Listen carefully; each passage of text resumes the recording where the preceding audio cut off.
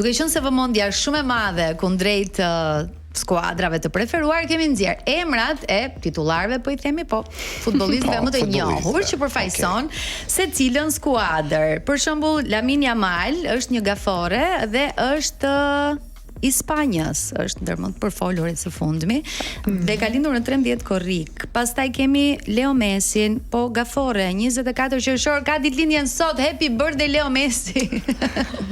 Nuk e di atë kaftuar ty, mua më tha për në darkë. Të tham, po, do hallakatemi për Messin pas emisionit, po ashtu gafore. Cristiano Ronaldo i Portugalisë.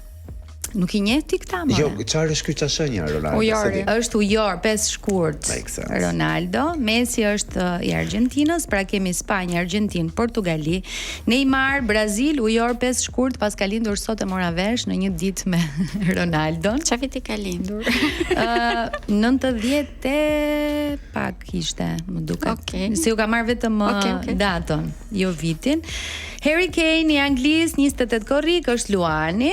Haaland është gafore, po ashtu 21 korrik, dhe Mbappé i Francës, shigjetari, 20 dhjetor. Haaland është i Norvegjisë, po është një ndër emrat më të njohur tashmë dhe një ndër futbollistët më të preferuar së futbollit dhe më të talentuar. Pra kemi gafore, ujor, gafore Luan dhe shigjetar. Atëherë, para se të futeshim, pash pak hartën e Portugalisun. Sepse më kujtuan nga flamuri. Në gjatë këtij viti do të kemi shumë simbolin e Luanit, në të vërtetë, prandaj unë ngela pak midis Anglisë dhe Portugalisë. Por kur pash edhe hartën, ose më themi pasi mora vesh datën e lindjes Ronaldos, mendoj që është probabiliteti më i lartë që të fitojë Portugalia këtë vit. Okej, sepse të gjithë fansat e futbollit po thonë që e meriton edhe një kupë botërore. Po e meriton para se ta mbylli, pra para se të shkojë në shtëpi. Po, është Ronaldo ka një farë dhurate gjatë këtij viti, sepse pash edhe vitin që kishte lindur në 85-ën, që goxha në moshë, me qira fjalë. Ka përshtypjen që ky është dhe botërori i fundit i tij. Me shumë mundësi, nga ana fizike të paktën besoj se po.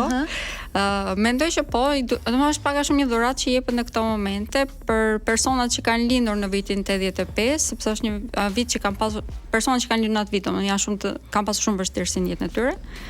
Dhe mendoj që po, ky është shpërblimi që mund t'i jepet që të fitoj Portugalia.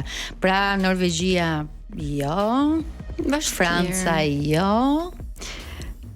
Shigjetari jo. Jo.